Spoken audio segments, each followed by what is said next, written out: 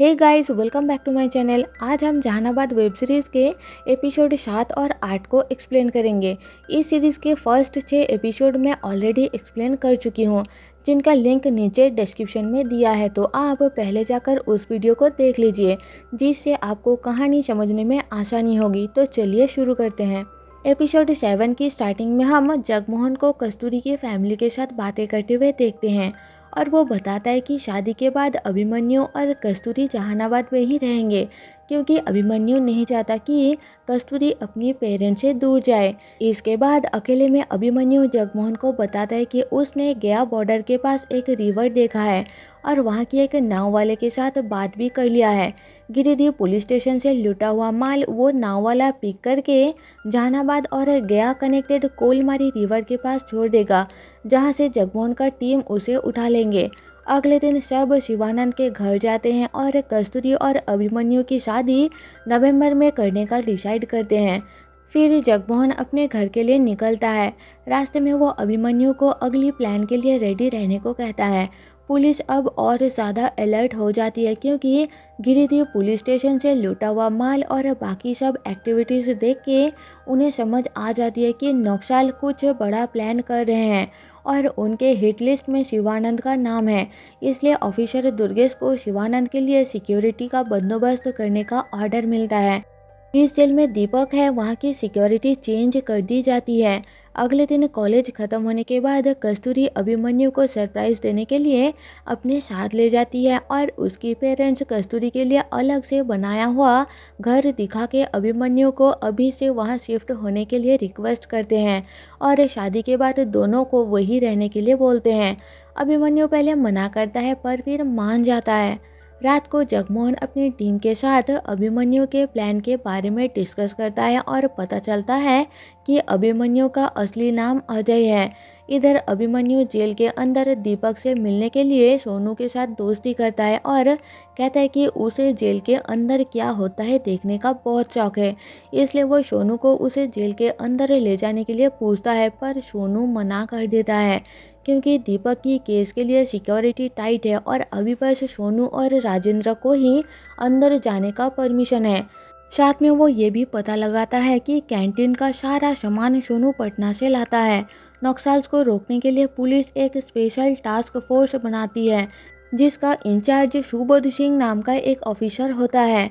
अगले दिन जब सोनू सामान लेने पटना जाता है, तो जगमोहन का एक आदमी उसको फॉलो करता है उसका एक्सीडेंट करवाने के लिए, ताकि सोनू की एब्सेंस में अभिमन्यु दामाद होने के नाते राजेंद्र का कैंटीन संभालने जेल के अंदर जाकर दीपक से मिल पाए। तभी अभिमन्यु को न्यू घर में पूजा करते हुए कुमुद से पता लगता है कि सोनू के साथ राजेंद्र भी पटना गया हुआ है कुछ रिश्तेदारों को इनवाइट करने। ये सुन के अभिमन्यु टेंशन में आ जाता है और जल्दी जगमोहन को कॉल करके मिशन अबॉर्ट करने को कहता है, क्योंकि वो नहीं चाहता कि कस्तूरी की फादर को कुछ हो। पर लेट हो जाती है और जगमोहन का आदमी उनकी बाइक ठोक के भाग जाता है और एपिसोड 7 यही खत्म हो जाती है। एपिसोड 8 की स्टार्टिंग में अभिमन्यु जगमोहन के साथ बात करते हुए पीछे मुड़ता है और अपने पीछे कस्तूरी को देख के बात घुमा देता है कि मामा जी को अपने काम की ट्रेनिंग के लिए फॉरेन जाना है और उनकी सगाई के दिन मामा जी को वीज़ा इंटरव्यू के लिए दिल्ली जाना होगा, इसलिए उनके बिना ही सगाई करने को कह रहे हैं। वापिस आकर वो कुमुद को रोते हुए देखता है और उन्हें पता लगता है कि एक्सीडेंट से सोनू के पैर में फ्रैक्चर हुआ है और राजेंद्र बिल्कुल ठीक है। अभिमन्यु दिखावा करके मामा जी को सोनू के पास हॉस्पिटल भेजता है और खुद घर का सिचुएशन संभालता है। उस रात नाव वाला बंसी लूटा हुआ हथियार कोलमारी के पास नक्सल्स को डिलीवर करके अपने गांव वापस जाता है और बोट के अंदर एक हथियार का बॉक्स छूट गया देख के उसे नदी में फेंक देता है। सुबह उस गांव के कुछ बच्चों को नहाते हुए बंसी का फेंका हुआ हथियार मिल जाता है और वो पुलिस को इन्फॉर्म कर देते हैं। दुर्गेश को बंसी की बोट चेक करने पर समझ आ जाता है कि गिरिडीह से लूटा हुआ माल नक्सल्स ने बंसी के बोट के थ्रू ट्रांसपोर्ट किया है, इसलिए वो अपनी टीम को बंसी को ढूंढने का ऑर्डर देता है, पर बंसी तो सुबह से ही गायब होता है। इसके बाद हम जगमोहन और अभिमन्यु को बात करते हुए देखते हैं और पता लगता है कि अभिमन्यु ने कस्तूरी से रिश्ता बस दीपक तक पहुंचने के लिए किया है। रात को बंसी पवन नाम का एक नक्सल के पास जाता है और उसे पुलिस से बचाने के लिए रिक्वेस्ट करता है। पवन जगमोहन को कॉल करता है और वो बंसी को मारने का ऑर्डर देता है, क्योंकि बंसी को उनके प्लान के बारे में बहुत कुछ पता चल गया होता है। इसलिए पवन बहाना बना के बंसी को लेकर एक खेत के अंदर जाता है और उसे शूट करके मारने की कोशिश करता है, पर बंसी बच निकलता है।